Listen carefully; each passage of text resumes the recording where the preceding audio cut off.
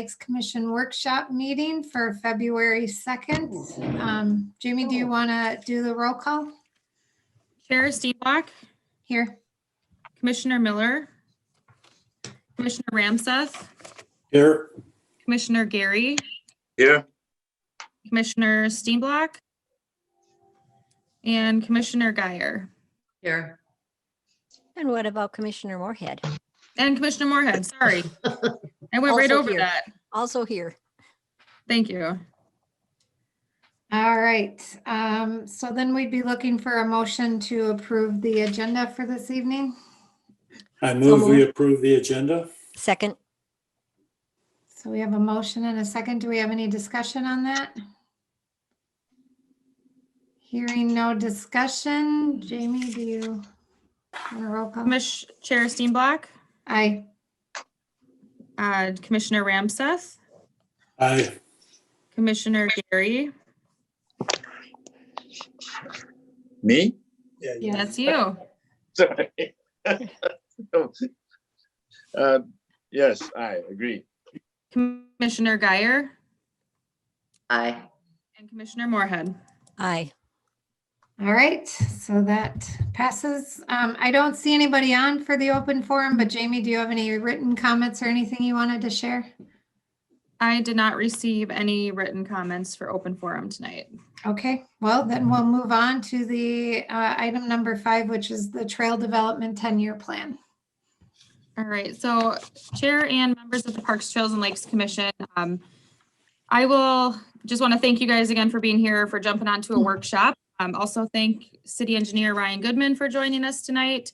He is going to guide us through some conversation on trail developments to consider in our 10-year financial plan, things we might want to do in the next 10 years. So before I turn it over to Ryan, I'll just share a little background information. Ryan can elaborate on this if you'd like to. But just looking back kind of to the original infrastructure of Forest Lake, really lacked a lot of pedestrian facilities. So a lot of work to do from the get-go. Obviously, as Forest Lakes continued to grow, there's been a increased need and demand for trails and pedestrian facilities. So in 2014, the Parks Board at the time did adopt a Parks, Trails, and Open Space Master Plan. And included in the packet was information pulled from that. So it had a whole section dedicated to trail development, which included recommendations on trails to consider in the future. And I think that plan was a 10-year plan, so through 2024. Throughout the years, our city engineer has been able to use this master plan as a tool to get trail connections done locally through grant funding opportunities in conjunction with other street projects. So a lot of the trail development we have today is a result of the work that's been done by our city engineer leveraging those projects. This is definitely effective, especially since we do not have dedicated revenue for trail development to this date. So a lot of development has been done. Obviously, we took what we could get and have a lot of segments of trail developments, but we also do have some incomplete areas and do still have quite a bit of work to go with trail development. So just as you can recall, a little over a year ago, the city went through strategic planning. And the Parks, Trails, and Lakes Commission did some community feedback sessions as well. And it was a pretty resounding response that there was a lot of demand and interest in trail development. So it kind of brings us to here today. We're tasked with looking at the next 10 years for the city of Forest Lake. What trail, how do we bring some trail development to the community? We have an opportunity to consider or ask for funding through the 10-year financial plan for this. So really, we're just looking at what makes sense strategically. And so what we're going to do, we'll just quickly look through the list of priorities that were identified in the master plan. We'll go through what's been completed, and then we'll take a look at where we want to go. And then really, as a Parks, Trails, and Lakes Commission, see what makes sense for the next 10 years as some recommendations to City Council to consider.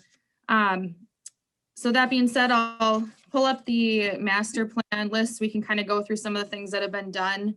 And it should be noted that some of the things that are not complete may no longer be relevant, or things that may be strategically make sense to strategically wait until a street project comes up, just so that we can leverage grant funding dollars. So when you see the priority list, it doesn't mean we need to finish everything in a certain order. Ryan can speak to some of the ones that are not complete and what strategically might make sense. So with that, I can pull this up. Ryan, do you want to jump in and go through some of the work that's been done on the priority list? Sure. Thanks.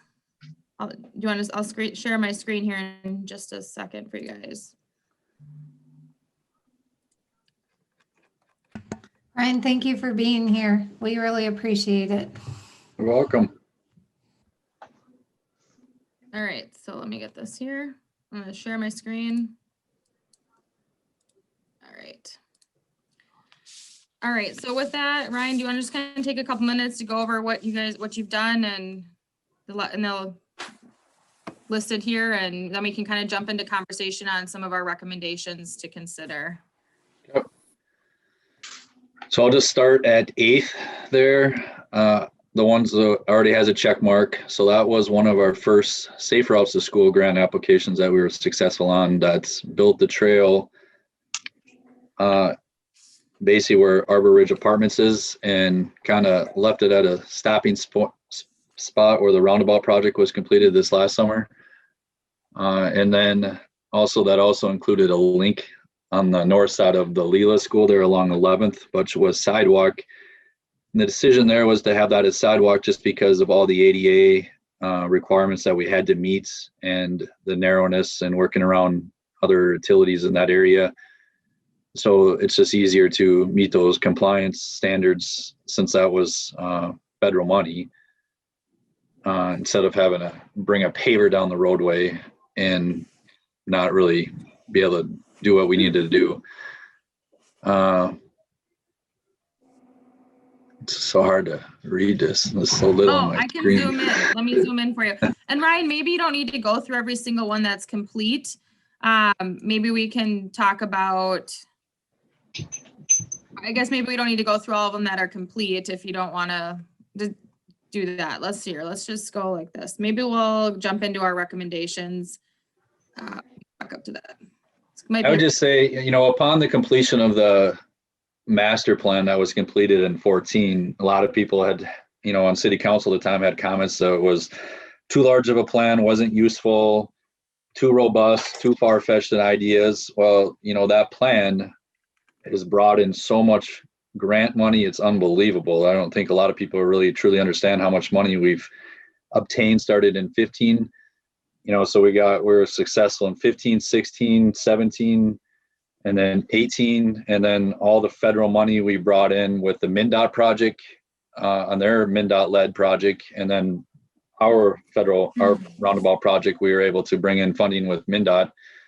So we've, over time and basically 5-6 years, have closed so many loops and created so many networks, and then the stuff that's in the works even very exciting too.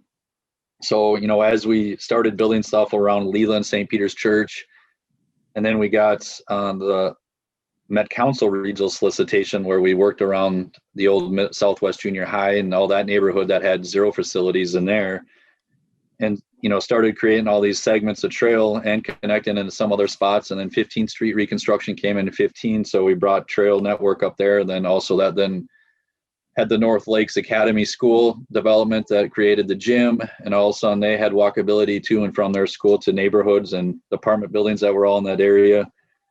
So over time, whether it was a local project and grant funding or the co-op agreement projects, we've been able to close all these networks slowly. And then now as development's starting to come back on the horizon, we have a handful of trails that are being discussed with those. But, the next project's coming up. Washington County is going to be soon going into a public open house online, and it'll be an ongoing process, but that'll include County State Aid Highway 33, which is the roadway that runs by Menards and all the way down to 11th Avenue, the bridge overpass. So we'll be constructing a 10-foot trail there, which will then bring up to Broadway Avenue, which we're also looking at extending pedestrian facilities to the east. So basically from 19th to Everton, we have no facilities now, but then we have that whole nice trail network along Broadway running in the downtown area that will all now be connected. down to these developments that are already existing, the single family homes, the townhomes, and then by the time this is built, there will be 2 apartment buildings there. So we're moving forward with 24 construction on Everton Avenue, and that'll be a full recon. The road will obviously be widened with then separated trail ped facilities. And then Washington County's coming back in 26 construction, which will be County State Aid Highway 32. And that'll connect the trail part of the 33 project, and then it'll tie into Hardwood Creek Trail, and then it'll go all the way out to Highway 61 and then provide pedestrian crossings to the stuff we've already constructed on the east side of 61 that runs on the north side of Leela. So when that's all said and done, there's going to be one very significant large loop and, you know, a bunch of local connections within that allow residents, handicap, strollers, rollerbladers, you know, all types of uses that will be able to use these facilities. And you'll be able to go quite a ways through the city and could even bike to schools, jobs, the library, you know, etc. So that's all very exciting. And then also at the same time, MnDOT is coming around the corner with a reconstruction of Highway 97 in 2024. And they're proposing a 10-foot trail on the south side of Highway 97 that we're still looking at the potential connections to the Hardwood Creek Trail, but we'll have the local connections into the roundabout for sure. And then that, you know, will connect into the Divergent Diamond where they did create pedestrian facility crossings across that bridge to go over into Columbus. And then also with the Columbus realigning that Hornsby Avenue, there's a trail along one side of that roadway now. So, which will eventually, you know, pilot a project up Eureka at some point in time when that's ready. That kind of leads into one of the trail segments that's, in my opinion, probably your number one connection. It's that Fenway stretch, just because of all the other existing network that's in that area and to the south of here, and how it can loop back to the YMCA, the government center, and eventually. Whoops. I mean, you can go forever on trails and, you know, short loops, long loops, you know, so it's going to provide. Let's see, are we losing him? Are we losing him a little bit? Yeah. Something that's also in the works that's not really talked about locally is just because it's going to affect more Wyoming and Chisago City is the Highway 8 reconstruction project that Chisago County is leading instead of MnDOT's. And the reason they're leading that project is to push the project faster and have more flexibility in the project versus what MnDOT would want. But they're also looking at connecting into the Hardwood Creek Trail with their project.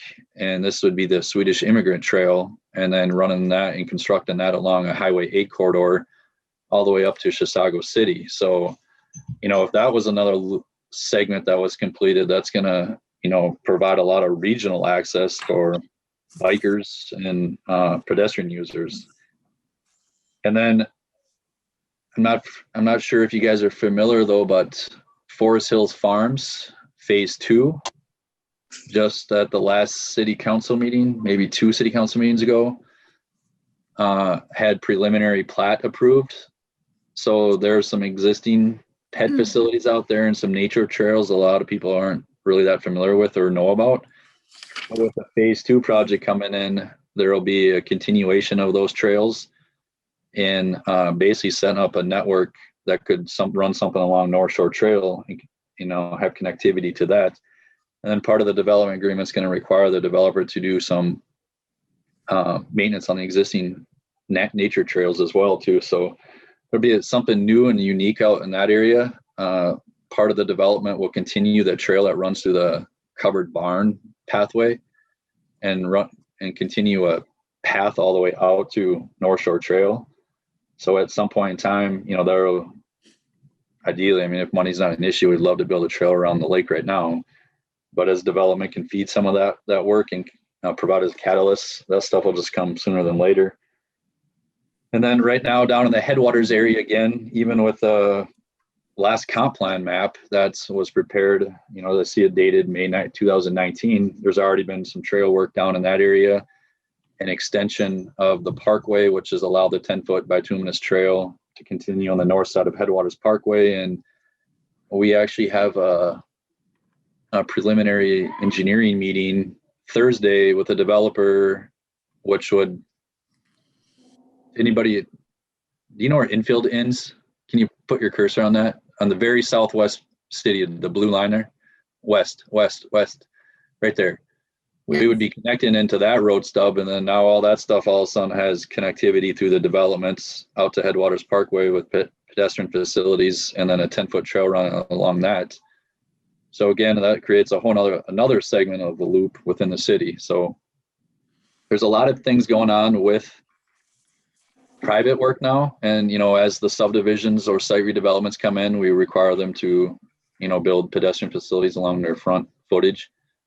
Then the co-op agreement projects that are coming in, but then just, capitalizing on the last 6 years work of grant work that we've done within the city kind of brings us to what we're talking about today. And, our recommendations moving forward, that Fenway segments, my mind would be a priority because you're not going to see development around it. And the road is not going to see any significant changes. So, the curb line's in place. So whatever investment you make today, it's going to be there for a very long time. In some of the other areas, there's maybe some ideas of where they want trails to be built, but ultimately the development footprint hasn't happened yet. So when that happens, that always has the chance of renewing that site and then, taking away an investment you might have made. So just want to be strategic on that, knowing our funding limits and stuff like that. Hey, Ryan, Another area that's Jamie and I've talked about, how can we provide access to is. Sorry, can I ask a question on the Fenway one? Is that recommendation essentially from Team Vantage north to 97 on Fenway? Is that what the thought is? No, it would be where the trail stops on the east side of Fenway, and we would connect into the MnDOT trail on the 97 project. Or if this project came before MnDOT's project, we would just leave a dead end trail at this said time. Okay. So I depicted So that. we would go all the way Yeah. down to Fenston and Fenston and Fenway. I think that's right at the, kind of almost at the corner of Fenway Fields is where the trail ends, isn't it? Sorry. Yeah, we got to go down to Fenston. All right, thank you. And then the highway redesign, we'd be able to pick that up on that frontage road on the south side of 97. Is that what they're thinking?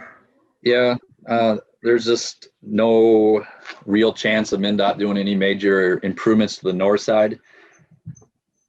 So when you start out on the west side of the 97, you got some very protective wetlands. So any impact out that area is going to be very strenuous permit process. But then as we get moving a little farther west or east of Fenway, you start kind of having that bluff area, and just too expensive environmentally to deal with that when we got all the room in the world to build the facility south. And there actually is a lot of land encumbered already, part of, like the whole Quick Trip area. We've got a significant amount of land through that chunk already, part of that when that came through there. And then, the city has the airport land and all that. So there's a lot of, I don't want to say free property acquisition, but easier process to do what they're looking to do. So they're looking at least a 3-lane road with designated turn lanes at intersections and ped facility improvements.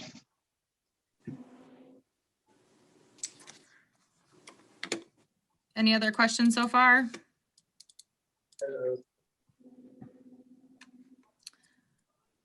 And then So Coolant then- Camp would be one that is recommended to go throughout the park.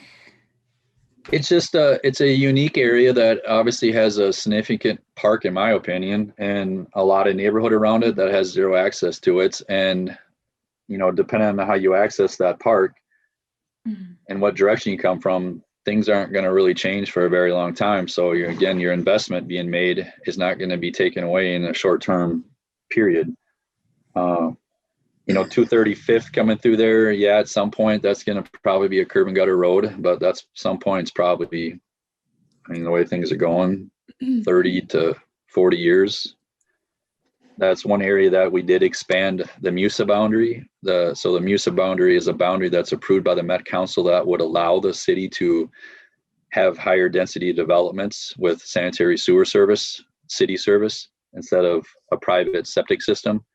Therefore, now we can fit more houses in that area. And then, you know, the density would be greater. You know, it would generate more park funds during developments. Plus, there'd be more users in that area. So the only one thing I don't ever foresee it in my lifetime is public water out there, unless the city wanted to move forward with a separate system and start building back towards the city system. So it'll just be, you know, it could be city sewer, but private wells. And so with Cooling Camp, would we be able to look at that one as a potential, you know, we talked about having a looped trail throughout in one of the parks. Would we be able to strategically lay that out where the trail is getting you to the different access points within the park, but it lays out in a way that it could also be used for walkers, kind of similar to Columbus Township? Like a trail within the park? Yeah. That'd be something easy to do. I guess you guys would want to provide the vision on what type of surfacing you would want. I mean, it could just simply be a grass mowed trail. It could be a wood chip trail. It could be a gravel trail. Could be a bituminous trail. Yeah, so Terry, you're talking about the third bullet point here. Yep. I added that one, Ryan, just because I know we've talked a lot about like improving access to facilities, and at Cooling Camp Park, we've made some pretty significant improvements out there, and all the ball fields are going to be improved, and people can access. You know, I've had people in wheelchairs that can't get out to watch somebody play, so I did add that, and I think that would be a good one to consider, some form of looped trail or connectivity to the park, and a fairly simple one that we could accomplish. So that one is to improve access, and we could figure out more details on what specifically that would look like. And that would have to be a bituminous or something to all the strollers and whatnot that would be Right. watching the games and going. So to different areas. that northeast 2nd Avenue to northeast 4th, is that North Shore Trail? Yeah. So that's an area, you know, that was in our preliminary capital improvement plan to, you know, start improvements kind of by the funeral home and start working northward. But when the city council directed resources towards the Goodview Highway 97 project, we had to advance, request 3 years worth of funding from our state aid funding to finance our local share on that Goodview Highway 97 project. We did come out with very favorable costs on that project. So things were much better than what we anticipated on the budget request. But then we just got our state aid allotment this year, and with the whole COVID stuff and, you know, people driving less, the gas tax and all that stuff, we lost over $100,000 in funding just like that. And that'll obviously come back in time, hopefully faster than where we're at. I think things need to change. We can't rely obviously on a gas tax anymore for funding, because things are starting to move towards electric cars. So it should be, in my opinion, per tab vehicle tabs should have more weight to them, or a wheelage tax and stuff like that, you know, the counties tried implementing too and has the wheelage tax. But the gas tax stuff's the funding's only going to continue to go down, you know, with mass transit being expanded and the rise in electric vehicles. So that'll be obviously something my industry is going to be pushing hard within the legislation, is trying to get more funding back in the state aid funding, because that's, you know, money is used locally. and doesn't have a lot of strings attached to it. Yeah, so I pulled that up here, just this path, and, Ryan spoke to the idea of we could, complete this in phases and continue to start improving this. So this right now is like 4 feet wide, but make this more of an 8-foot wide path, and then we can continue as funding allows as far as we can go along North Shore Trail. One thing with North Shore Trail, though, we got to be cautious is at this point in time, we don't know what side the trail is going to go on. That's probably going to have to take some public engagement because it's going to be a significant change. Obviously, North Shore Trail is very wide compared to a typical city roadway because this was an old county road that was a turnback. So this used to be a county road. Part of the mega project within the city, the county turned this back to the city. So when we do come in with the full recon in this area someday, we'll want to go through a public engagement process, and potentially that trail is on the other side of the roadway because then we're crossing less driveways and the distances, which make a safer trail and a better, use experience instead of up and down the driveways, right? And then is there going to be a strong group that wants some on-streets biking because of this roadway and its location? That's all stuff we're going to have to power play out. It's some just old concepts that have been developed. Obviously this is when you come back out to Highway 61. This is one of the areas in the city that's now has created some complaints based, it's hard to get out to Highway 61. Little north, because all the traffic now is flowing so freely out of the roundabout and head north that's, they didn't have the old stoplights and they created the gaps in traffic for traffic to come out. So we've developed actually some concepts that show a roundabout in this area, and then how all the pedestrian facilities could intertwine in and out of here, and then conjunction with that Trunk Highway 61 aesthetics and water quality plan that the city did back in 2012. That shows PED facilities along the whole 61 corridor.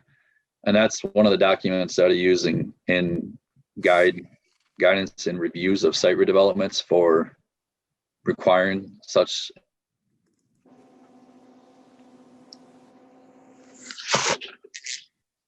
Ryan, are you seeing the continuation of roundabouts in many areas? I mean, I'm a firm believer in roundabouts. And do you see that still going to be on the horizon for anything that we look at? Was a requirement of their project, and then they also built it on both sides of the road. So as that block continues to redevelopment, we'll keep having the developers pay for the improvements in their front footage of their property. And another thing that's also going on, so when I review MnDOT and Washington County's capital improvement plans, 10-year plans, I always provide comments back. I did not see anything planned for Highway 61 in Forest Lake from the roundabout down to 11th Avenue. And I've respectfully disagreed with MnDOT and requested that they go back out there and review the conditions of the roadway, because there's no way in my mind that road can make it another 10 years without doing anything. I'm fine. You tell me you're not going to do anything in 10 years, but let's be there in 11 and 12 and do a full recon with PED facilities on both sides, right? So that's something we're pushing, that's not on paper anywhere, but, trying to set up the next best thing for the city, which I think would align with needed planned improvements by MnDOT anyways. Keep up your conversation about 61. It's terrible. Yeah. Let's keep fighting.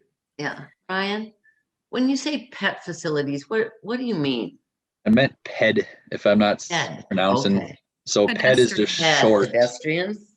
Yeah, Okay. short for pedestrian. Okay. Thank you. So Ryan, that's one of the maps that was included here, just really quick. Oh, sorry. I was this is the map that was included. So this is anything you see on here are existing pedestrian facilities. And then there's the key at the bottom, which each type of pedestrian facility currently exists. So Yep, Ryan, and those concrete pavers are all down in the Lakeside Memorial Park. So don't thinking they're all over town. yeah. Can you kind of go by the Washington County Center Yeah. in the On this YMCA? Yep. So one thing that it got built, but I don't think a lot of people know it's built yet, right? So when Lynn Pratt did that land swap with the city and then he built those homes and then Right. that apartment building came in, Mhm. part of that development agreement required Lynn Pratt to construct a trail to connect to Fenway athletic fields. So can you run your cursor over that, Jamie? Where am I at? Where this one? Right in here? Let's see. So Is that Fenway, off of the old 202nd Street, the one that over Yeah, by? so here's 202nd. So like right in here? yeah, right there and then down through the development. Yeah, okay. He Here? built all that trail. So now you got a direct connect from your athletic complex to the Washington County Government Center and the YMCA. And it's a Mhm. gorgeous trail through the woods and around some ponds. And then it breaks out to the soccer fields and flag football fields. So a lot of people don't probably even realize that's been built because of all the construction that was ongoing in there and kind of, I mean, if you're not going in there for a specific reason to do a task, you probably weren't driving in there because it was pretty crowded for a couple years. That's something that I would check out. That's, just a great little trail connection that we field fitted through the woods there. Can we mark that trail so that people know it's there? Can we mark it? Can we put some sort of a signage there that the trail exists? Yeah, we can do that.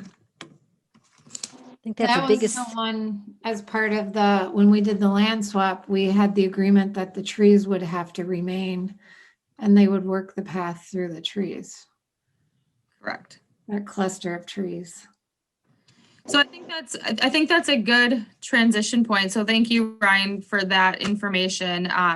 So I think we can try to turn it over to Parks Commission for any discussion.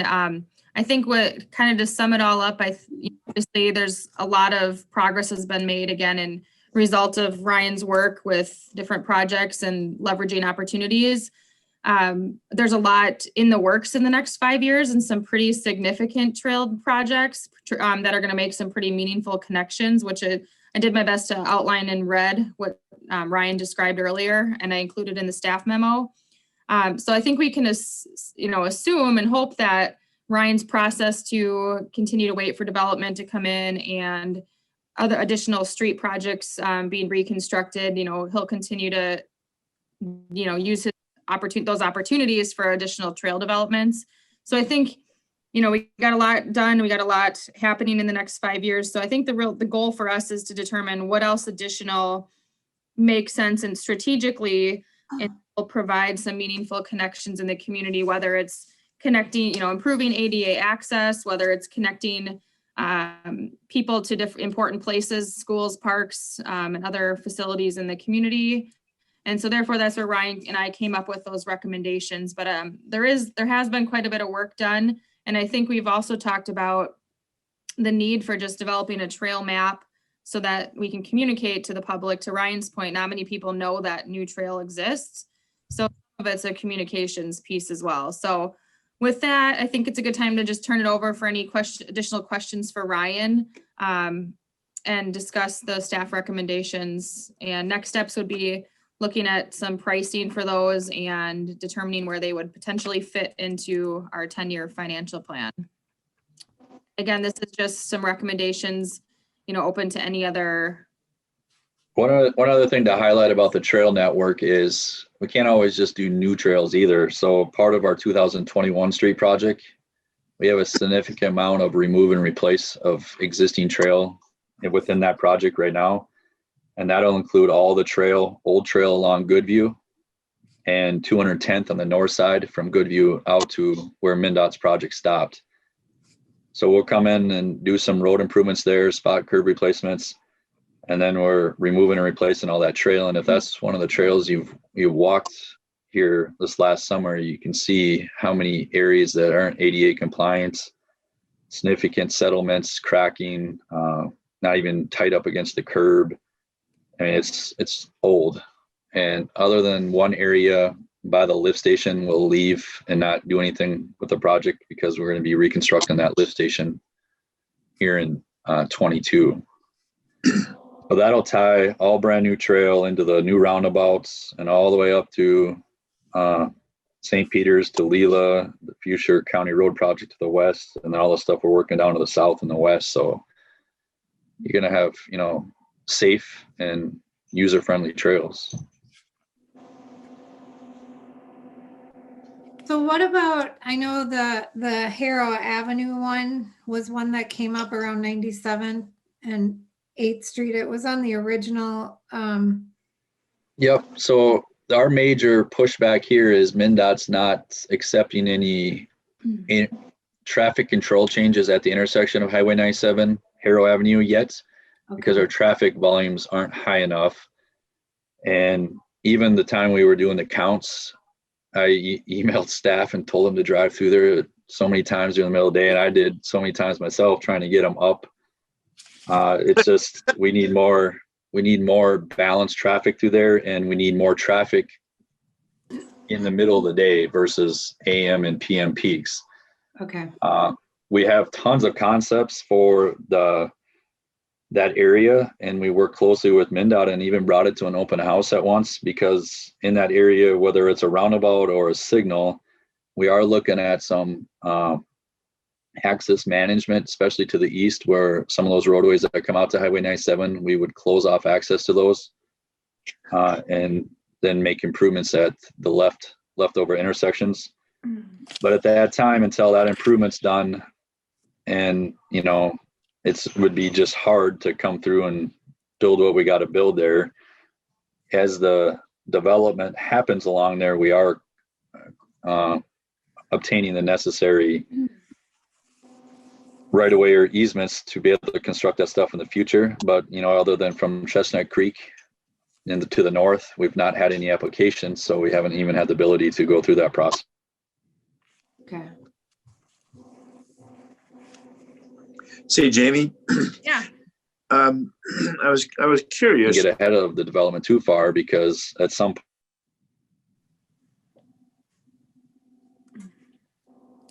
Ryan, you're cutting out.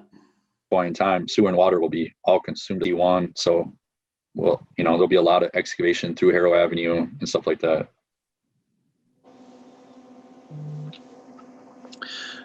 So as this trail is developed, where do funds come from for just maintaining it then? Do you have to keep applying for grants, or is there money set aside, or? There's no grant funding for trail maintenance. It basically comes out of our street budget. So Public Works does a lot of the lower end maintenance, maybe a fog seal or some crack filling on the trails themselves. When it gets into the big time to reconstruct, we try to line that up with street projects, because we already got the big equipment there.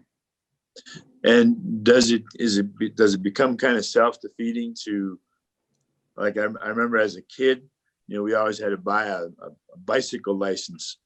Does it becomes kind of self-defeating to, say, charge a fee or sell permits to use the trails? Or I guess just trying to figure out some way down the road that you could maintain and without, having to choose between maintaining a trail versus fixing a street or something. Well, I guess if you're trying to license route, how many people really license a bike nowadays? Yeah, I remember in South Dakota, that was a big deal. Since I've been in Minnesota, I've never actually licensed my own bike. So I just have licenses anymore. I just think going through that process, it's just going to be more paperwork than what you're going to generate. Now, some communities have separate development fees specifically for improvements.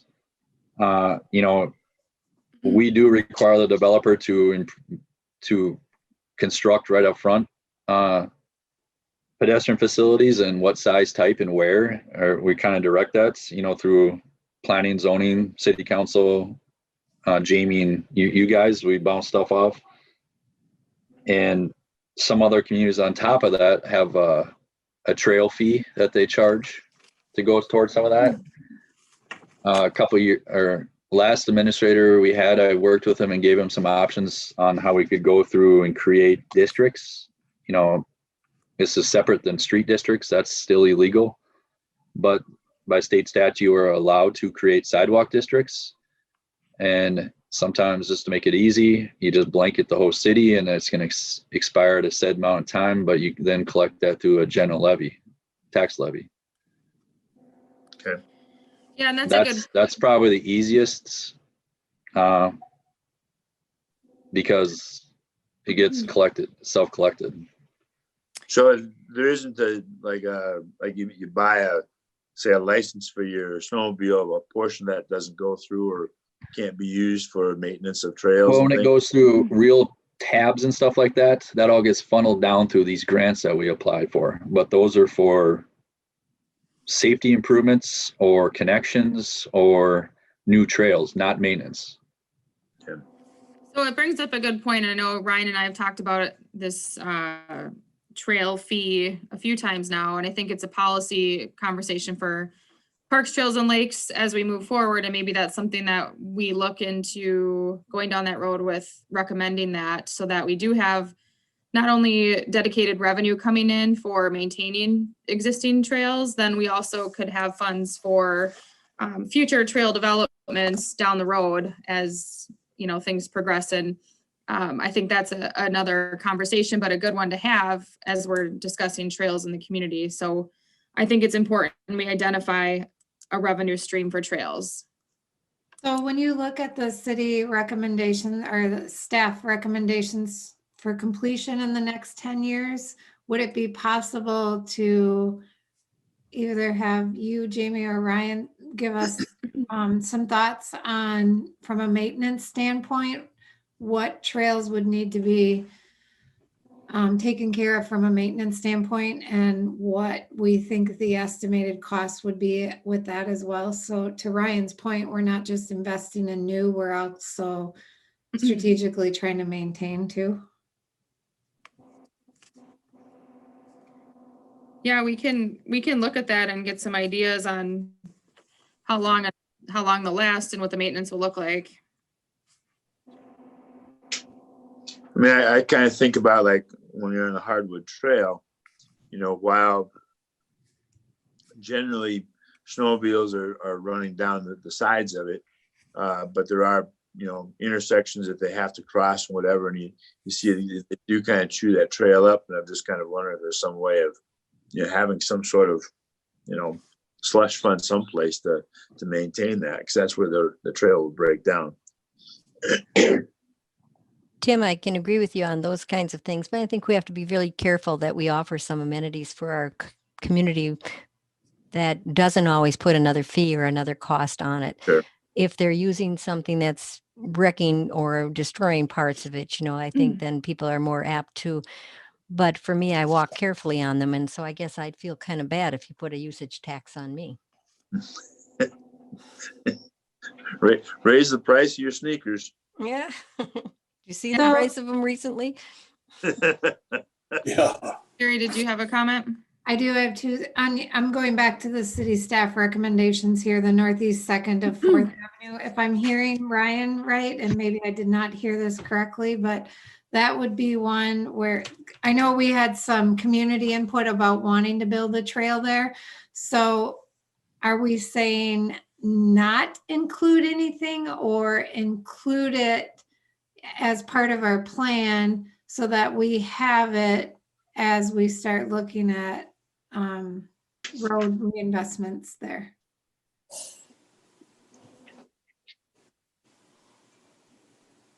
Well, if we're looking at new trails, I think your priorities should be the Fenway one because of how many people you're going to connect and what experience that could be based on the investment being made. And then other areas, if there's areas you're looking to do new trails, I would specifically look at areas that are already developed or the land use isn't going to change. Now, I know another area a lot of people talk about, well, let's just keep extending the trail east of Hawthorne Heights down County Road 50. But why? We got a really wide shoulder, right? On County Road 50, the traffic volumes are relatively low. I'm pretty sure a mom and a dad and a stroller aren't going to go down that road, whether there's a trail there or not, because where are we going to actually go? Why not wait till development comes to build that trail and extend it at their cost?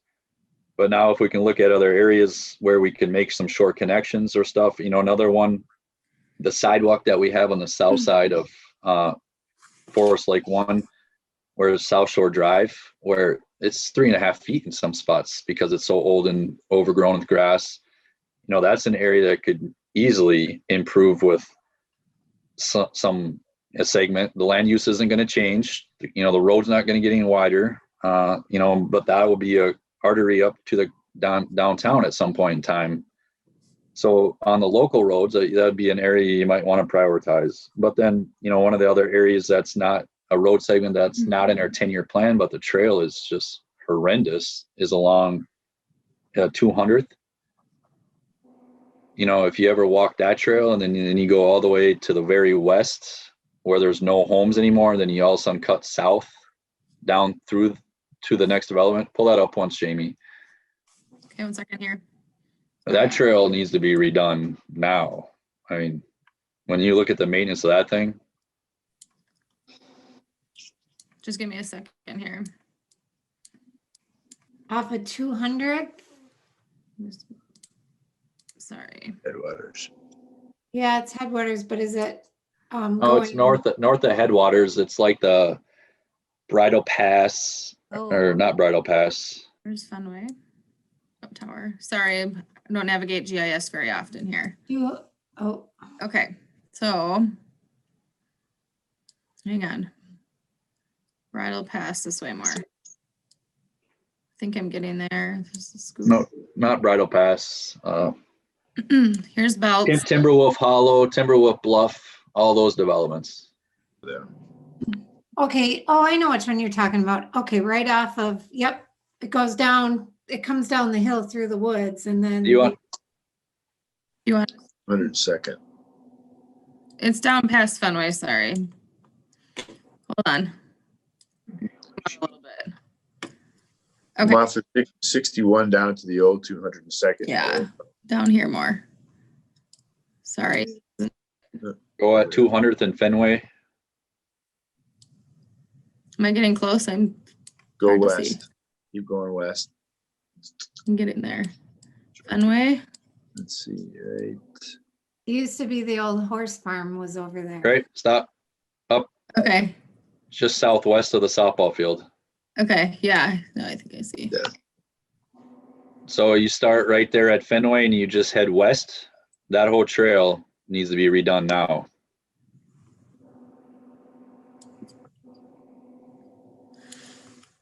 Fenway. So that would be a good priority to put in the plan then, For maintenance, if that's for maintenance. if you're trying to balance things out. It's Well, I think that's farther good to north. look at. So right there on the south side of 200, or it's 202nd, sorry. Yep. Okay, That whole trail all the way to the west, and then eventually it goes through the woods.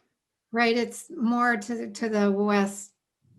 It's almost where we talked about the new development, Brueggerman in a sense could connect with that. And it goes through the woods and then it runs east and west. Just keeps going. Goes out to Hanson's place. Mm-hmm. So could we put that one on as a recommendation as well, just from a maintenance standpoint? Because that one I would think would be, and I think, yeah, and I think that it's good to look at because, when you tie back to like mission and vision of maintaining and having high quality access to parks, trails and lakes. So I think Ryan, he spoke a lot of the new things coming up and a lot of those new big projects are strategically aligned with street projects that we aren't going to be able to fund those in any, those are big projects that we just won't have funding for. So I think if we can recommend some nice improvements, whether it's maintaining or new trails, I think that would be good to consider in the next 10 years as part of the vision and the plan. I went back and looked at my notes from one of the open houses that we had. That's what I was pulling here. And one of the things we had written down, and I don't remember how this came up, but I thought we had an area that would have made a good bog walk or a trail through it. Do you recall? Probably up by Cooling Camp. That's the only area that's surrounded by wetlands. And Ryan, that connection at Cooling Camp to Jeffrey, that is something that we would do some form of bog walk, right? That'd be required or needed there. Depends on what alignment you want to come to Cooling Camp at. The Ter- faster you want to come from Jeffrey to Cooling Camp, you would have to cross the wetland.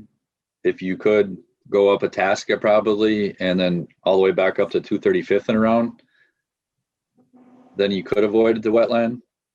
I mean, that's some of the things you guys will want to iron out, you know, what alignment you think would be the best long-term vision of that segment.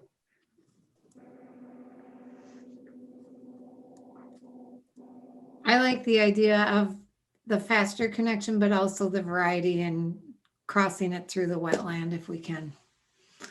And, you know, some of my favorite use trails are just gravel or mowed grass. I'd rather go on those trails than a paved trail. Right. I bike on those. I go with the dog on those, you know, and we have very limited natural nature trails or even gravel, mowed, whatever, in the city here. But we own a lot of land that's potentially could accommodate some of those separate facilities, which would be less maintenance and cheaper construction. I don't know if there's areas down in the Hardwood Creek WMA area that's could be some nature stuff, you know, like that Headwaters 123 that the city owns. You could have something out there now south of the Headwaters Parkway, south of the YMCA. It's 123 acres. That's why they call it the 123. And then on the south end of that, you got the clump of trees that would be just perfect going through. So, and you would need no construction. That could just be almost a volunteer day to pick a way through there with a mower and a chainsaw maybe, or, you know, some stuff like that. But, Right. you know, just some other things. And I always talked about, why don't we have even if it was a temporary sledding hill, you know, in that area where when the ground gets frozen, we could just drive out onto the field and the Public Works would plow an area, but have an area that we accumulate dirt and had just a small sledding hill for kids, and that 123 till it's developed. And then when it's developed, have the developer take care of the dirt, part of the development agreement. I see that in a lot of communities. You know, sometimes it's short term and maybe that hill moves around based on some of that stuff or the development that's going to happen. But that would be something easy, which is another whole different element provided for the residents of the city. You know, in our 10-year plan too, I mean, we've focused all in an hour on trails, but I wouldn't, you know, misplace any of your existing facilities in the parks and how you're going to maintain those or what's the replacement schedule on those. You guys just did an investment on a study in Bells Park, which, you know, over time you could build that through a phasing plan. I've also heard a lot of different groups talk about a fishing pier, lake pier. You know, if you got both watershed, the Lake Association, you guys, and maybe some other partners, I mean, that's a great application. That tells that story that is easily going to get funding. You know, if that's what are the priorities, you know? Yeah, I think that's a good point. Like, you know, looking at trails, I know that there's a lot of feedback on trails. I think some of it's just lack of people being aware of what's been done and what's coming up. And Ryan's point of identifying some pretty simple, low cost things that we can do within the community. So I think like the strategy, it sounds like, is, you know, is wait for some of those big developments to come in and additional road projects. So we're not going to chase North Shore Trail right now as a Parks, Trails, Lakes Commission. I don't think that's our vision in 10 years. That's going to naturally and strategically be better aligned when that work comes down the pipeline.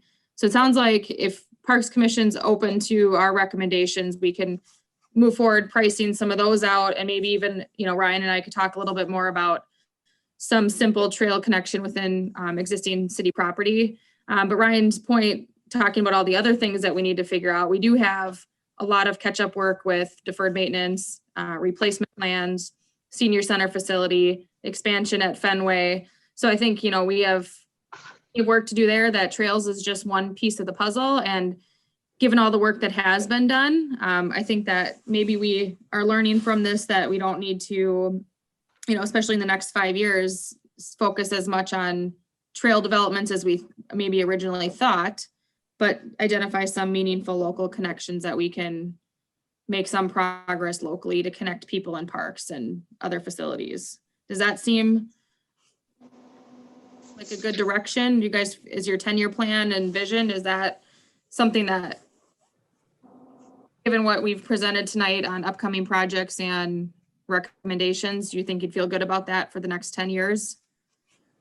Sounds good to me. Ryan, could I just ask one question? I don't remember what we called it, but your Bolton Mink did the study maybe 10 years, 15 years ago in the Northwest. Was it the Schilling Project?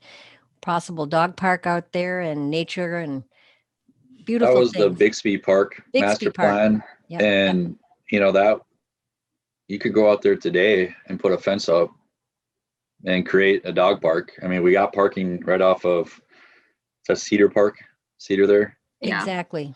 And then, sign or wood chip a trail out to an area that you want to designate the area. I mean, or, as long as we don't block anything access to the water tower, we could put a fence up anywhere out there and do a dog park anytime.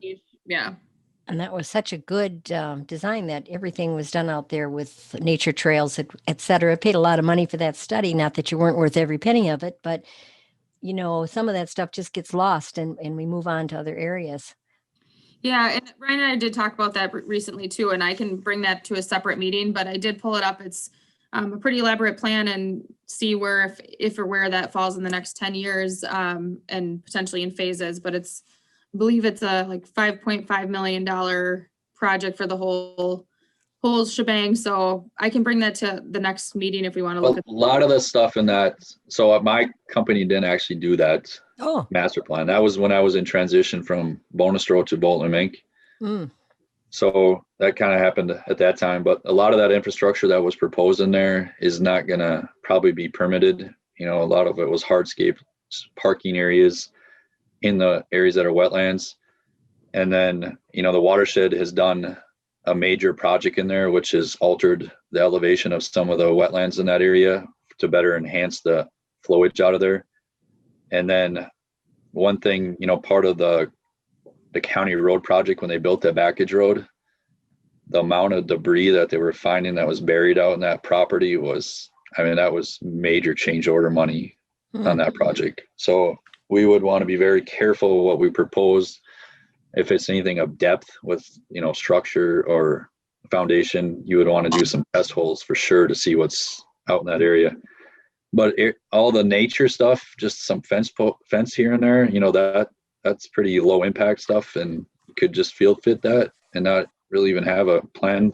I see a lot of cities now doing those stuff within existing parks and just fencing off a corner of the park that already has existing parking for these dog parks. I mean, these aren't big areas. Right. With the area that we've acquired in the land swap with Lynn Pratt and that Fenway Athletic Complex, is there a potential area that could now serve as a dog park, especially with the trail going through there? Is Cooling Camp a potential, one of the corners of Cooling Camp, a potential dog park location? Obviously, Bixby Park has a lot of area. And maybe even in your master plan of Bells Park, instead of one of the proposed squared off areas, the volleyball courts, maybe that's not going to be a volleyball court. Maybe that's a fenced in dog park. You've got great ideas. Well, that's how you could phase that whole Bells Park in Right. phases and just finance a square of that ultimate build out, what you want, when development comes forward with some fees, or, then match it up with some grants. So I think we need to have you at a meeting when we're talking about dog parks and if we're going to have one in the city, because it's been a pretty 50-50 split conversation on whether or not we go forward with the dog park. But I'm going to have to invite Ryan back to. I was going to say, when did it get be 50-50? I thought I was the only holdout and I'm 100% in now. So I don't know where the 50-50 comes, but I love Bixby area. It is on our list. I mean, we do have it identified as a priority in the community. So But if we go back to the conversation around trails and the 10-year plan and what we're going to put in there for the trails, does it make sense to, I guess, have staff go back and estimate the costs associated with the Fenway? Well, that's already That done. one's done. Okay. That one's done. And I already, So as a standalone project, that's estimated just under $240,000. If you can mirror that with a street project, that gets cut significantly. Okay, Because if it's a standalone project, we have to take into account for bid items such as mobilization, traffic control, erosion control and all that other stuff. And then all the contingencies on top of that. So that's all compiled as if that project went out today and built it as its own project. It's a small project. That's why it seems so high, right? Now, if you Mhm. flush that in with a big street project, I mean, just the mobilization on that estimate was $12,000. That's just pure percent of the project, right? But that would be paid by the street project. So so my recommendation, and this is up for discussion and because it's a workshop, but my recommendation is we move forward in the 10-year plan with the Fenway, the cooling camp piece of it. And then also if we could add into there the 202nd maintenance piece. And then ideally, I would like to see us, So I don't want to be bad news bearer, but that just blew your budget in 10 years. So I think we have to strategically think about what we really need first, right? And I think that then falls back into your existing parks, the facilities or equipment in those parks. How much does that cost to replace? Or are you fine with losing some of those equipment in those parks, right? So I think the design life, Jamie says, they're anywhere from 20 to 30 years, right? And we just did Lakeside Memorial Park a couple year ago. Mhm. So add 20 years to that. That's when you know you're going to have to replace that equipment. And boom, that was this much, maybe add inflation. Lay out all your existing park stuff and then get the average of that cost over the design life of everything. And that's what you know you're going to have to save every year right out the bat, right? Mhm. I don't think you guys should be worrying about trail maintenance. That should fall back on streets, really. You can't fund it. I agree. Some of your other stuff that we're talking about that we want to implement is obviously going to probably be done with either tax levy or development park funds, right? Yeah, so Brian, I think part of this exercise is to put it as a recommendation into the 10-year financial plan. So I don't want to say we're constricted to a certain budget, but I think whatever we would recommend in the 10-year financial plan would have to be well thought out and aligning with the strategic planning from the city council. Because I think as part of the strategic planning session, they wanted to try to align financial resources to those areas of interest in the community. And so one of the strategic planning, one out of the 5, one of them was improvements to parks and trails. So I'm not saying we put everything in there, but if we picked a couple needs in the community, this would be inserted into the 10-year plan as a consideration for funding. I think you should go heavy in that 10-year financial plan on maintenance because Or development park, funds can't go towards maintenance. right.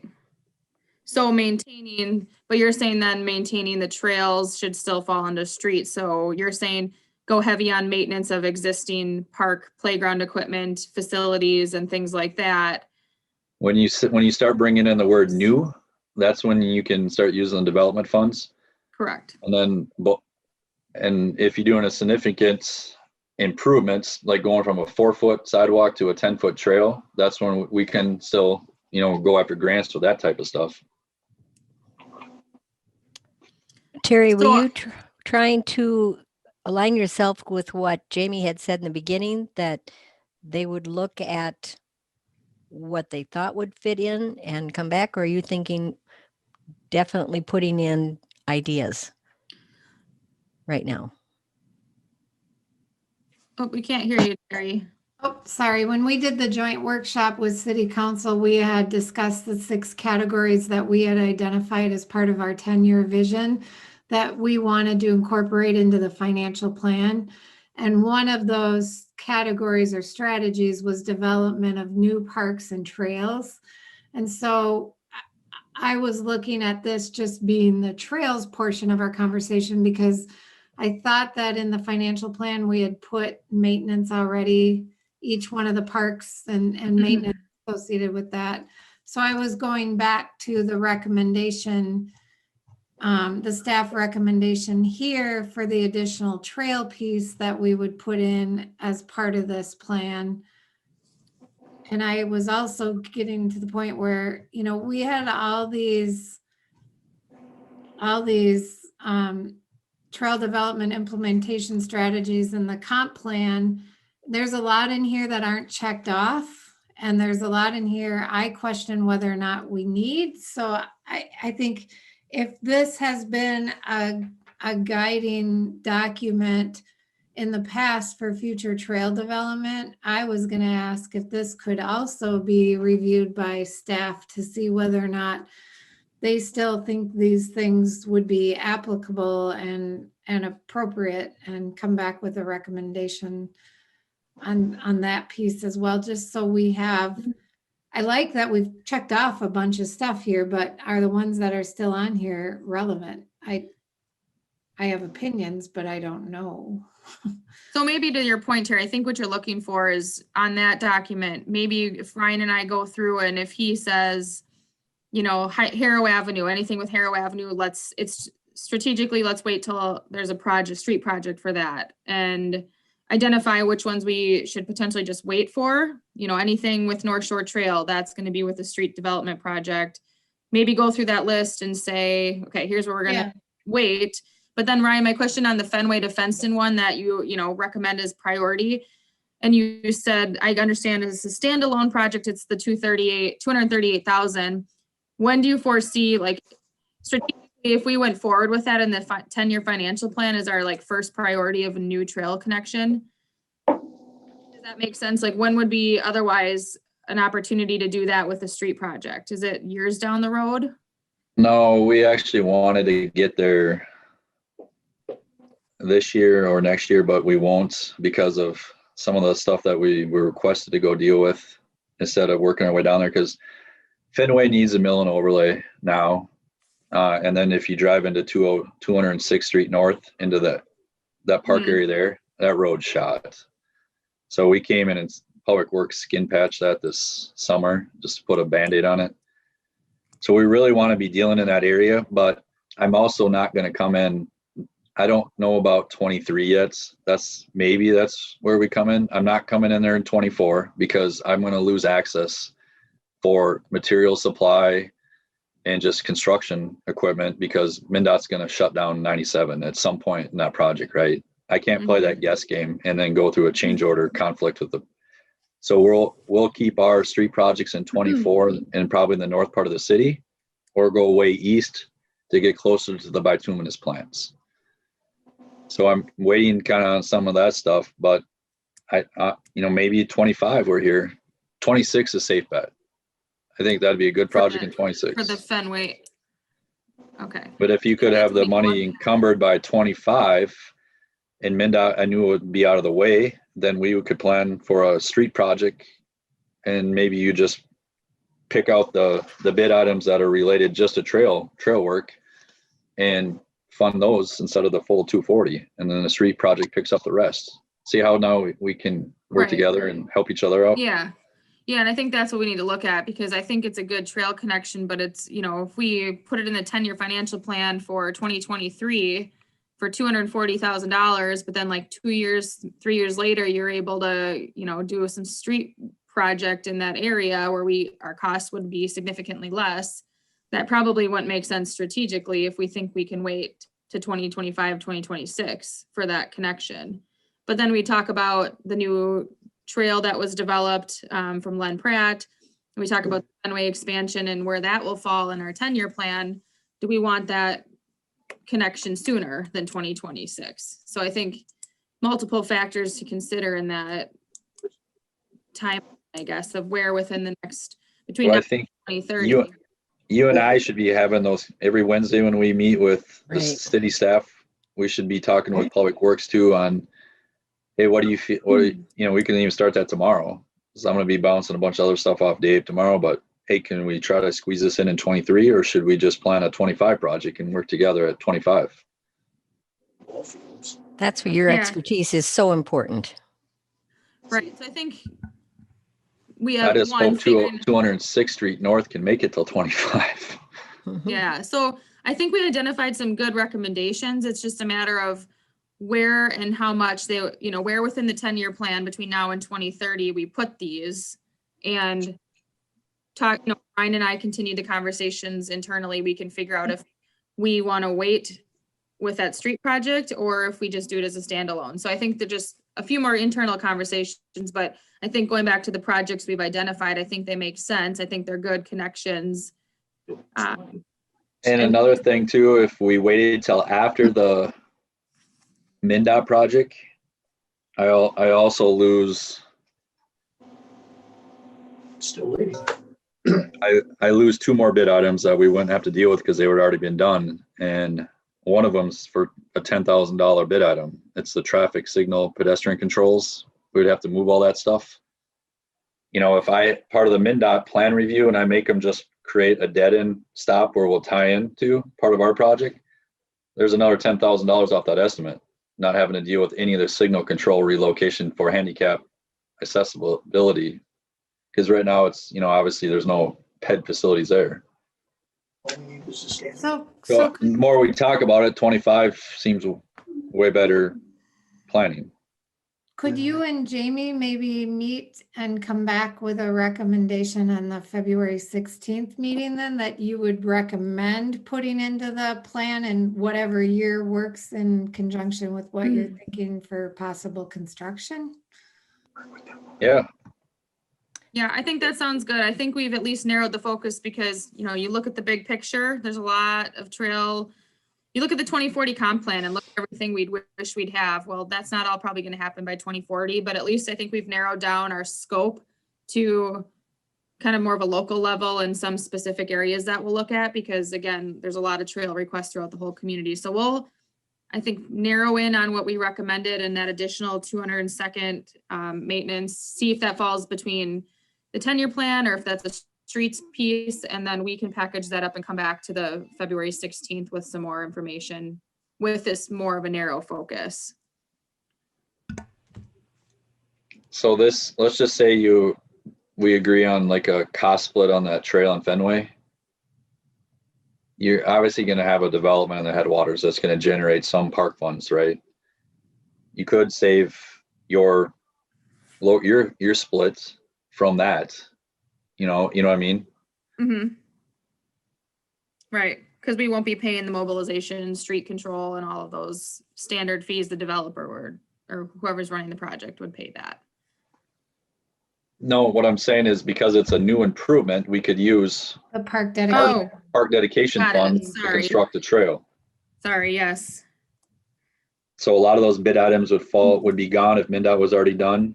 And other ones would fall into the street project. And then the ones that were left over, which I'll call your local chair, could be funded by park dedication fees.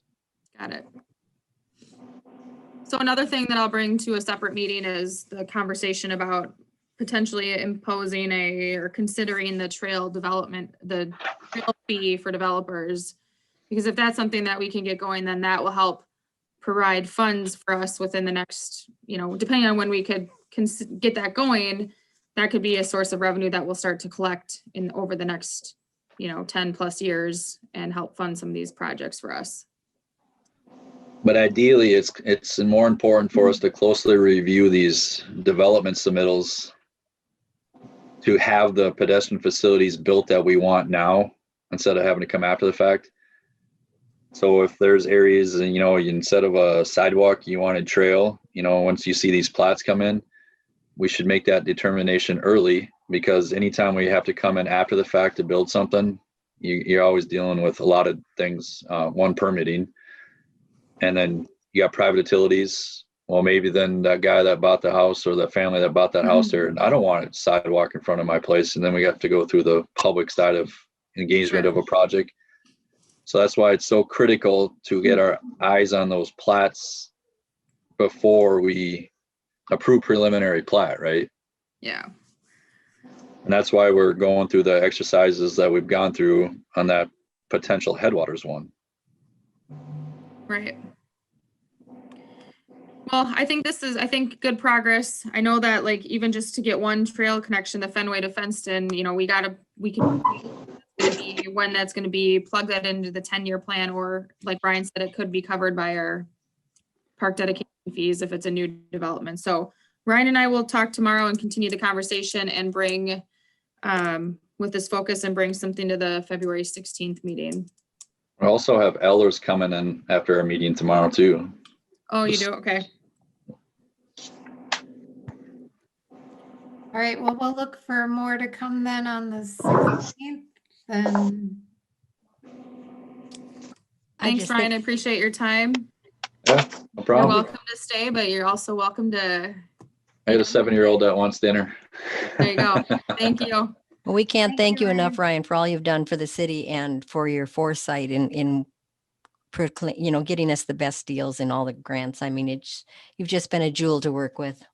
Well, we would be chasing more money, but we don't have any match money right now is what's going on there. And, you know, for the longest time, I was using state aid construction funds for local match on all these required grants.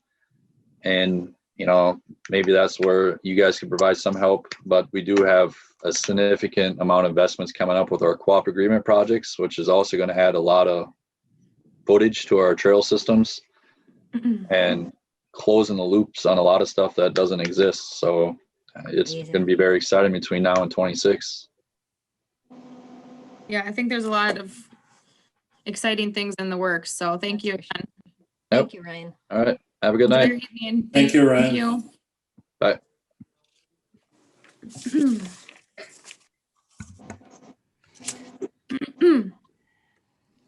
Right. all right, well, next on the agenda is the athletic field fees. So I'm just gonna pull up quick the next thing we just really quick I have on there, the Parks, Trails, Lakes Oh, financial plan review. I'm not gonna spend time on this tonight just because I know there's a lot of work to do. But just from the recap from the conversation we just had, I'm gonna share my screen, and again, I'm gonna spend about 2 minutes on this. So just Commissioner Geyer helped set up this document. There is a lot of work to plug in yet. Some of this is gonna be quicker and easier than others.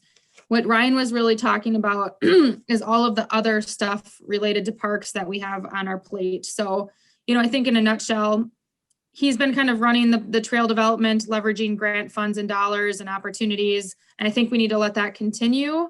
And he's going to continue to do what he can. I do think it makes sense to plan within our 10-year financial plan some of the trail components. So, you know, Ryan talked about this one tonight. But again, if we look at that, I just threw in 2023 for a placeholder. But if he's going to, you know, able to, you know, a time frame, maybe this will be half of the cost, and maybe it'll be in 2024. So we got to move some of these things around, and I think it is important to include some trail components to our 10-year financial plan, so we have a comprehensive plan. Some of the things that I have to work through yet are, you know, he talked about facilities. We do have dog park listed. I know that we've talked extensively about a dog park, so I think that's something we still need to flush through and figure out if we're going to do it, which I think, you know, was a priority identified. Exactly. We need to just really continue to work through some of this here. So just to let you know, this document's built, and I'll continue to add to it. And we might have something else to talk about yet at our February 16th meeting. It might be facilities, especially things like the athletic complex expansion. You know, what is our vision for that? Is it ball fields? Is it the dog park? Is it a combination of both? So there is, you know, some work for that to be done. The city council did want to see a final, you know, a final document from us by the end of March. So I'm shooting for March 22nd council meeting to have this complete and packaged up to them. just a reminder, a 10-year financial plan is just a plan. It's fluid. Doesn't mean we're gonna get it. It doesn't mean everything's gonna happen, but it's just a guide to kind of see where we are and what our needs are for the community for parks, trails, and lakes. So with that, I just wanted to let you know this is gonna continue to flush out, and ultimately we'll, have a plan for the next 10 years for parks, trails, and lakes. So if there's any questions, I'm happy to answer them. Otherwise, again, I'll bring this back to the 16th meeting, talking about, or, keep reviewing the progress and anything else that needs to be addressed. Does it make sense, like you've got the park improvements for Clear Lake above there?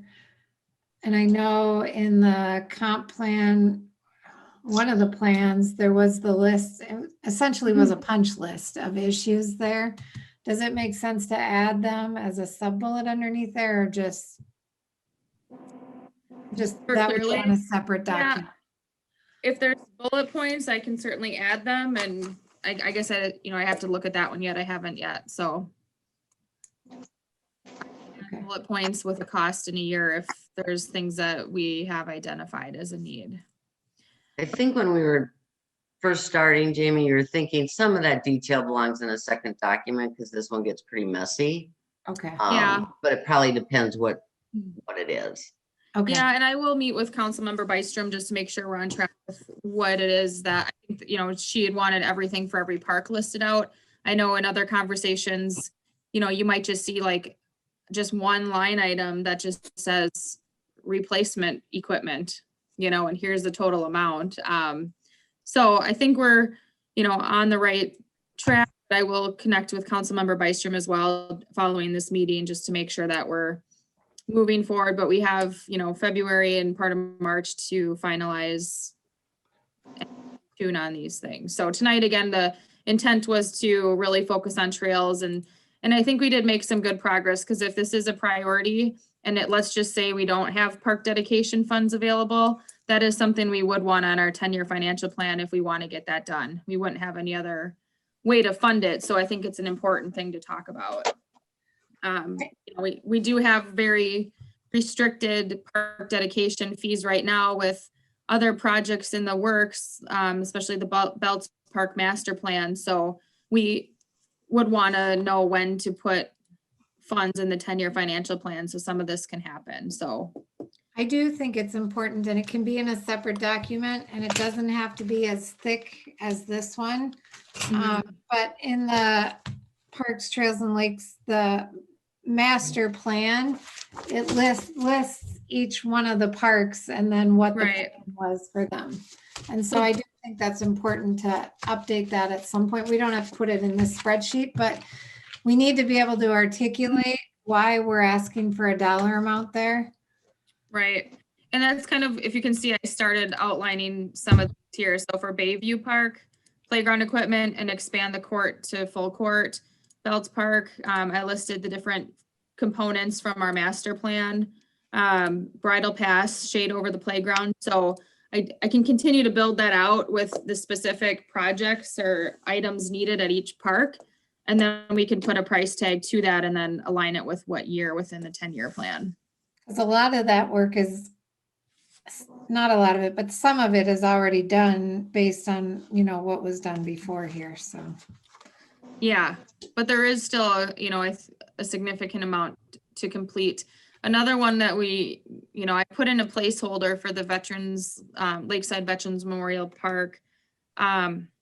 The Veterans Memorial Project, I think in partnership with the American Legion and to complete the Veterans Project there. I think that's something we need to talk about, and what's our vision to get that complete, and how is that funded? Is it all just when we have funding, or is the city going to contribute to that? So there's things like that we need to talk about. What's our vision in the next 10 years and how is that going to be funded?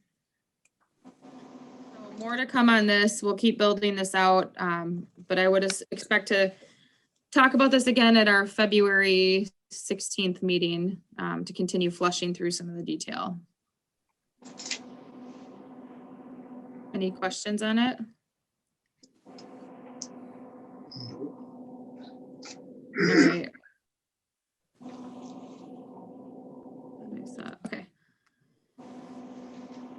All right, so then now we're on to the Forest Lake Athletic Field fees. Yes, and let me just get my notes back up here. All right. Tonight is the workshop. The other last agenda item is to talk about athletic field fees for our athletic fields. So in the past, Fenway Fields was under a management agreement with the Forest Lake Area Athletic Association. We will not have an agreement this year, but the city is just gonna do the field scheduling and collect the fees. And we also do have other city parks with fields, Schilling, Belts, and Cooling Camp. So we are going to have a field scheduling system in place that would allow us to be collecting that field fee.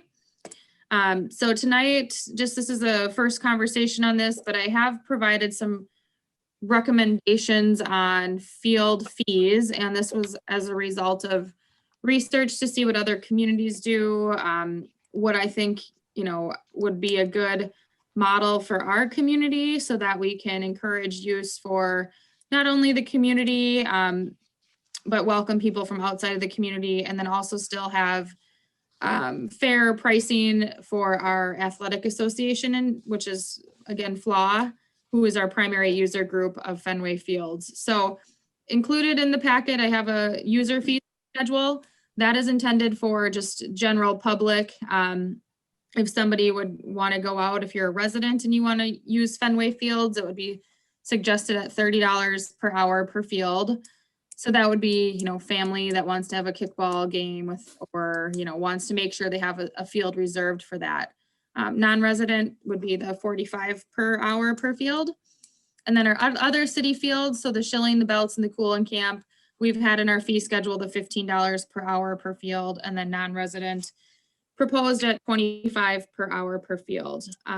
So then looking at the youth nonprofit fee schedule, I thought coming up with a fee schedule specific to that group, again, our primary user, looked at different models, and I found one that was a percentage-based model where they only are paying a smaller percentage of the user fee schedule listed above.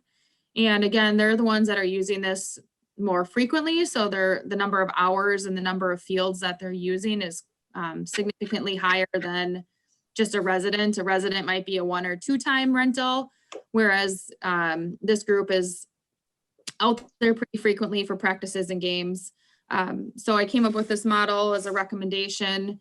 So you see that they would pay 25% of the fee above at Fenway Fields, which is $7.50 per hour per field. And at other city fields, the 25% would be $3.75 per hour per field. And so the reason for this is the city is taking over maintenance at Fenway. So we will have all the maintenance costs for the athletic complex. So mowing and fertilizing, those will be expenses that the city will have on our budget. So this revenue is, to help offset some of that cost. I don't know that we'll break even or not. We certainly, that would be our hope, but we only are going off of kind of what the data we have. So this year is, it is kind of making some projections, but we do want to be fair and cognizant of, budgets that have been already established. So in setting this recommendation, I did have some data from one of the user groups from 2019. So I took their data of how many hours that they used each field and plugged in the proposed rates and came up with a total of $10,631.25. So that's a big number, but again, in previous years, this group was paying $10,000 to FLAW for using Fenway Field. So just with the data I have, it seemed like a comparable and reasonable rate to charge that wouldn't really impact budgets that may have already been set. And I don't have any other data on field utilization, so how many fields and hours for other user groups, but based on this, I would assume that it would be fairly comparable to this information. So that's a little background on how I have come up with these numbers. Tournament fees would be different. I have one little typo. This 2-day would be Saturday, Sunday instead of Friday and Saturday. Let me put up my share here so you guys can see this. tournament, again, this would be the nonprofits, other resident groups and other non-resident groups. So just a different fee schedule. Really, this is $75 per day, $100 per day, and $125 per day. So that's what I came up with just as a starting point. We do need to recommend a fee schedule to City Council to adopt into our city ordinance. I did share this with FLA. We met back on January 20th. And when I had this prepared, I didn't have any further information or feedback from FLA, but I did get information late yesterday. The meeting went well, and FLA did come back with just some suggestions for the Parks, Trails, and Lakes Commission to consider $5 or $5.50 an hour per field at Fenway. So that was the feedback I recently received for consideration. You know, FLA will have other costs associated with the complex if they have chalking to do or dragging, staff on the weekends and things like that. So I'm gonna talk to you guys in just a minute. The only other comment is we still have to figure out adult leagues, what to charge. I provided what I know right now. And I did include a timeline. I do want to move forward with this in a timely manner, just so we stay on track, because there are certain approvals that need to happen. So this will next go to our joint workshop for City Council and Parks, Trails, and Lakes Commission, February 16th. I did pencil in a special meeting that for February 23rd, and that would, you know, be a shorter meeting just to approve an athletic field fee schedule. February 26th is when we have to post these new fees to our city website. It is an ordinance amendment, so there's a city process we have to follow. And then this could go to the March 8th City Council meeting for adoption, and then we would be set to go for the season. So tonight is the first look at this, and I guess just kind of a discussion. If there's any questions or additional information that you're interested in, I can get that as a result of this meeting. So I'm prepared for our joint workshop on the 16th. But just want to, you know, we got to start the conversation and figure out what our fees are going to be. So I brought forward some ideas as a starting point. So with that, happy to answer any questions, but I am looking for some feedback, discussion. If there's any questions or additional information you'd like to obtain from me. So Jamie, do you have anything for like football and lacrosse or soccer, the other uses of fields? I don't have any data provided from them. It's something I can certainly find out. I know all I've received in the past was like football had like 40 games, or lacrosse, you know, just number of games that they've had, but I don't know anything about practices like that. So I would have And to. do you know what the fee is they pay? The fee that they've paid historically to FLA. Yeah. I don't have it in front of me, but I can find that number.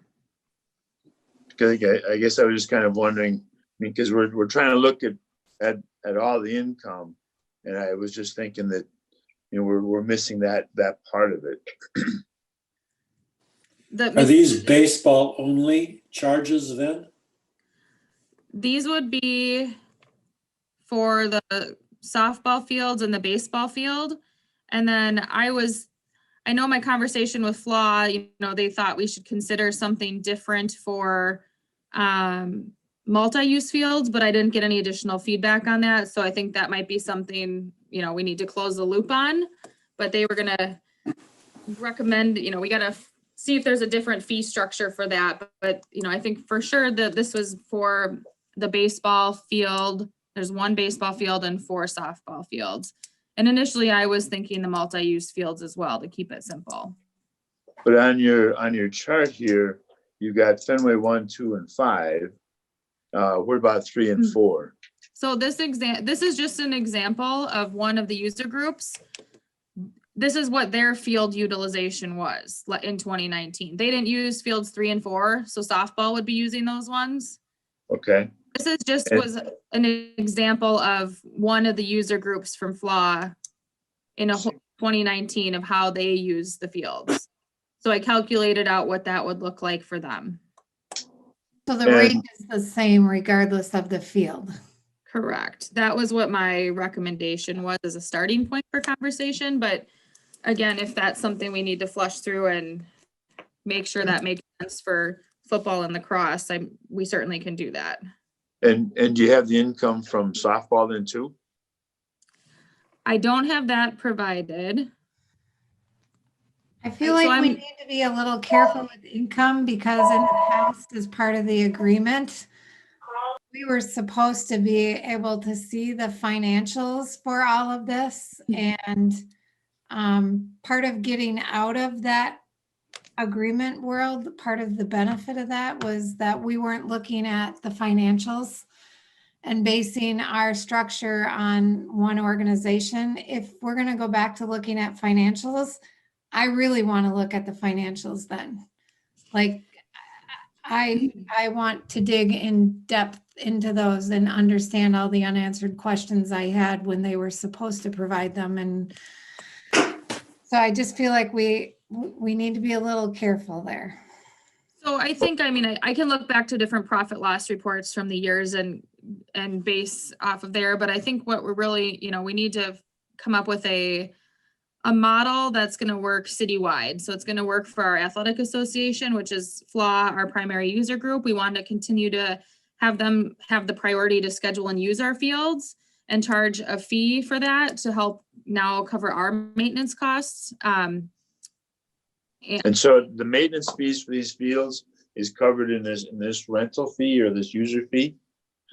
So the $7.50 per hour plus the the $7.50 per hour per field. That's all is paid. There's not a maintenance fee on top of that. Correct. It's just there's no additional maintenance fee. This is just a field rental. So it's similar to our picnic shelters at Lakeside Memorial Park or any of our pavilions we rent out. It's a nominal fee because we have maintenance at the park. We have staff at the park for park rangers. It's a nominal fee to help cover, and I don't even know that we'll break even, but it's to help with some of the costs that we incur for maintaining the complex. And so this used to all go to, with the management agreement, all the fees and everything was run through FLAW. And so now with the city, we have to have a fee schedule adopted into our city's fee schedule. So that's what we're looking at is what are the fees that we're going to charge as a field rental to FLAW, to any other, the schools, to residents and to non-residents, pretty much anybody that wants to use our fields. They will contact the city, reserve the fields with us and pay the city for the fields. And then they'll be able to have, reserved or have that reservation for them. And then like Leela and North Lakes, are they considered user? I mean, are they part of the nonprofit or are they part of the regular fees, or how do they fit in there? That's actually a good question. I probably should add a school, that's a good point that I think I need to figure out where they would fall into that. If there's a school, and if it's tying into like a policy on, the priority use of scheduling and what schools would be charged. So I think I'll have to come back with that at the 16th, but that's a good takeaway. Clarify that piece. Well, and I don't want to, I guess, work with, so I guess my point is I'm curious about, I don't think we should be operating in the red. I mean, the fee schedule looks good, but, are we getting our bills paid? Or are we still, in the red on the thing? And I don't know if it requires, Terry going through all the numbers. And I guess there's been some controversy about that too. But I guess that's why I'm curious about, what adult league pays, what football pays, what lacrosse pays, what softball pays, just to make sure we're getting the bills paid. Yeah, that's a great point. I have been working with Public Works to determine what our actual maintenance costs will be. And given that this is the first year that we're fully maintaining the complex, I think there are some unknowns. We have some fixed costs, whether it's, materials that we might need to purchase, whether it's the fertilization costs and things like that. But there are, until we get a year under our belt with maintaining it, where Dave can track number of hours that staff are maintaining Fenway or our other parks, you know, we can only make our best guess on what those actual costs will be for staff.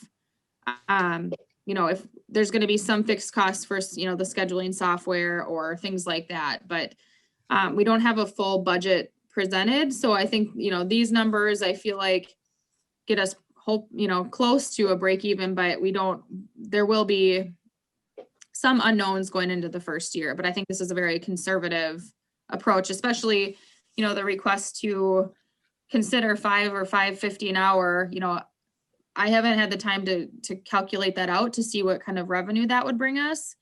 But you know, obviously the lower the rates go, the further in the, you know, the further we're going to be from covering all the costs to maintain the complex.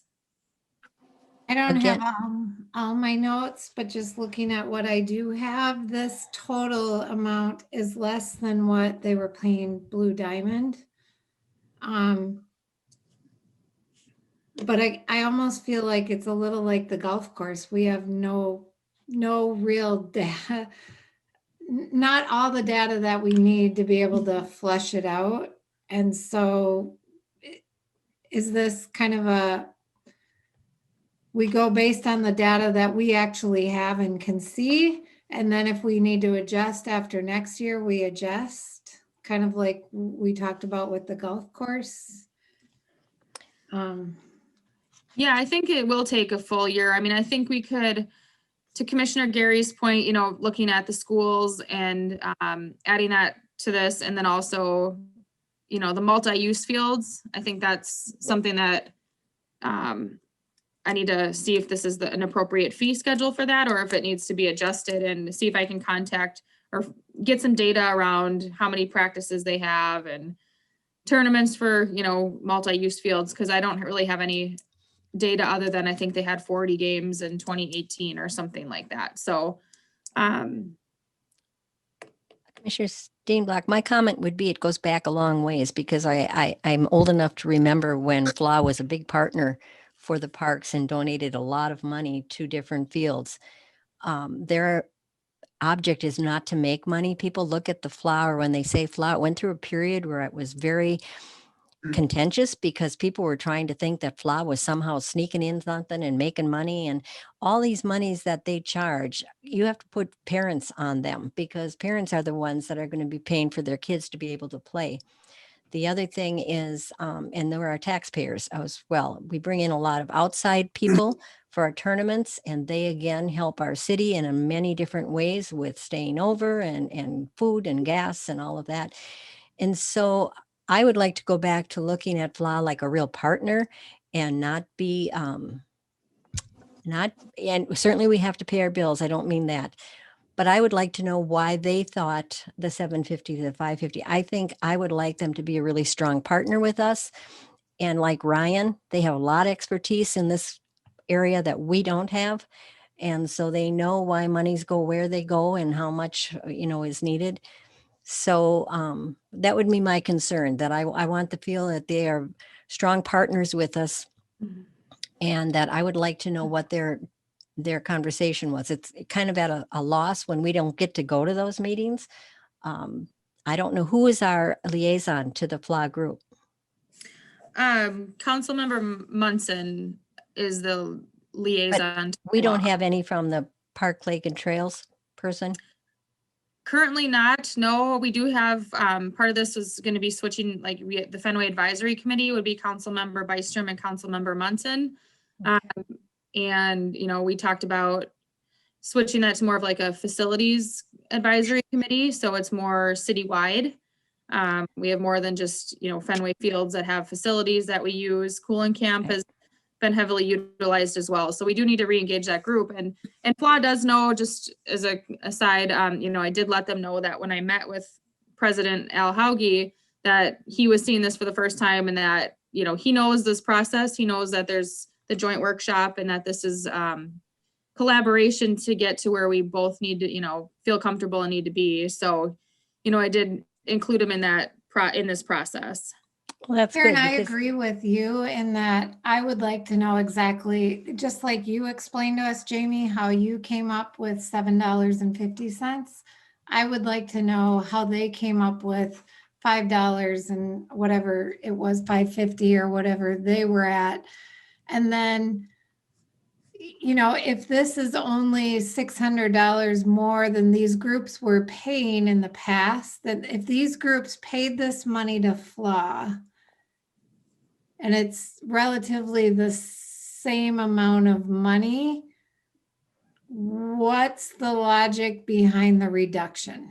right. And I think by making them a real strong partner, that we're on their side, they're on our side, we have a much better opportunity of working well with them than for a while there. It was really very contentious. And that doesn't help anybody. If we look at it as what we're getting and what they're getting, what we're losing, what they're losing, I think we have to have a strong partnership with them. They provide the city and tons of kids. I don't know how many their numbers used to come up, how many kids this represents.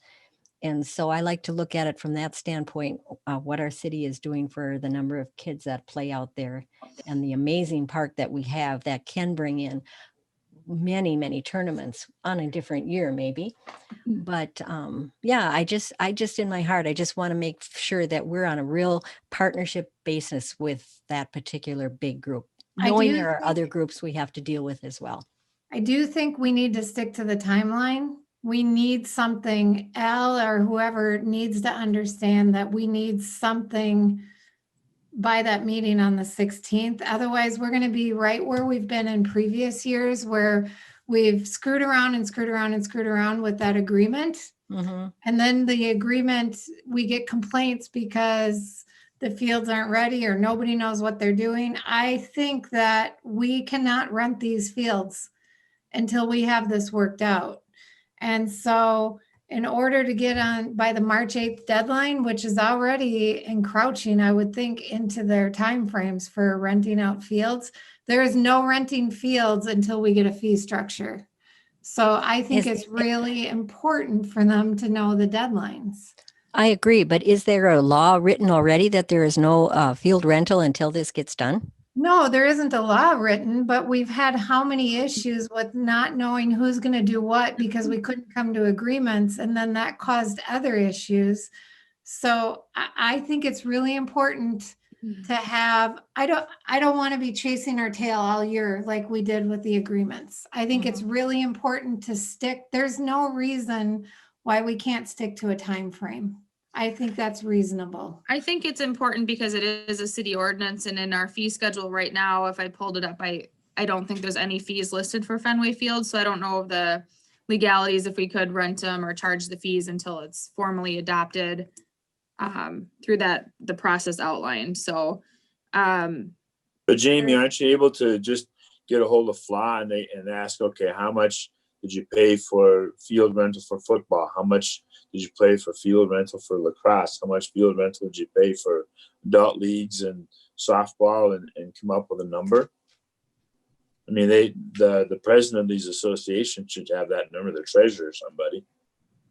yeah, I can do some more requesting of information to help fill the gaps in what's needed. Because I mean, you know, we don't know. I mean, you did a good job in rationalizing why $7.50 an hour is a good number. You know, we don't know how they came about the $5 or $5.50 an hour, and we're not even sure that maybe $11.25 isn't enough. You know, but until we get all the fees that are paid by everybody else, and you know, we really can't make an educated decision here. Jamie, did they know we were going to talk about this tonight? Yeah, yes, they did know that we're gonna talk about it. I kind of outlined it's gonna go here tonight and then to the joint workshop the 16th. So I do plan on following up with them yet this week. My next deadline for the packet for the February 16th meeting is February 10th. So I have communicated that as well. So it gives us about a week from tomorrow to flush through some of the additional details of this. So I'm going to be a little hard on you, Jamie. If they knew we were going to talk about it tonight, why did they just provide feedback last night? Why didn't you give them a different date? The deadline was Friday for my packet. So just, I don't know if it was a scheduling thing on their end that, they met yesterday and got back to me yesterday afternoon. So, I think, expressing the timeliness, I can continue to do that. But I think we have to, set fees and have some of their feedback, and I want to continue to work in collaboration. So hopefully I can get quickly from them what is needed. It sounds like we just need some more data and information from the other user groups of Fenway. So we can make some more calculations on what projections could be to our expected expense for Fenway and all athletic fields. Is that correct? Well, I'm going on with what you just said. We didn't give them more than 10 minutes to come up with a response. So are we going to be able to have them actually come up with a really good response by the 16th? Are you going to be able to work with them this week on offline, or how much time they need? These things aren't maybe easy to project on their end as well. Well, you didn't give them just a day, did you? No, I gave a week and a half, but they got back yesterday. So, hopefully they can turn it around a little quicker. We got their feedback on the 5 to 5:50. Okay. I already communicated that I'm available and we'll connect with them tomorrow. That's I have good. this week available, but yeah, we first met on the 20th and the deadline was 29th, so that I could have some more information. And I'll just continue to work through that with them in the next couple of days. Do you have to get the information from Al, or is it like is somebody else you talk to? I'll connect with Al again and see if he has it, or, just make sure that I push a little harder to make sure we get what we need so that we can bring forward the fee schedule to the city council joint workshop on the 16th and have a little bit more of a firmed up fee that everyone's comfortable with to discuss as a group. But it sounds like I'm missing out on a little bit with the multi-use fields. Yeah, I don't think until you know what Leela's going to pay in the adult leagues and football and lacrosse and softball, you can't even respond to the 5 to 550 because there's no rationale for it. I mean, even 750 might be too low. Yeah, and I think that it is going to be, I think we're going to find that 750 is going to be a very modest, like that may not even cover our expense to maintain all the athletic fields. So, dropping it to 5 or 550 obviously brings us further from that break even point. I would expect for just this year, there's, it's going to be difficult to determine what is our exact break even point because it's our first year fully maintaining the complex. And there are some unknowns in how many hours we'll need for staff, what some of those costs will look like. So, Well, Al should have all that though. I mean, he did that for so many years. Right. He should have all that stuff. And that's part of what we should have been provided when there was an agreement. And we didn't get it. So I would just ask that we make it timely and that you reach out to Leela then as well to see what Leela is currently paying, since they're not part of FLA right now. So they would be a new. And I think, again, going back to Al, he would have all that information, and this is kind of new stuff too. So it isn't like it would have been in an old agreement. Leela's got their own field. I don't know how much they use. There's just a lot of unknowns here. And I guess my biggest point is knowing what a gem we have there and what a relationship we could have with them and should have with them. And I'm really anxious to hear what the 550 and the 750 and agree that we're going to take a year before we know anything. And Well, what relationships are two-way streets. And so if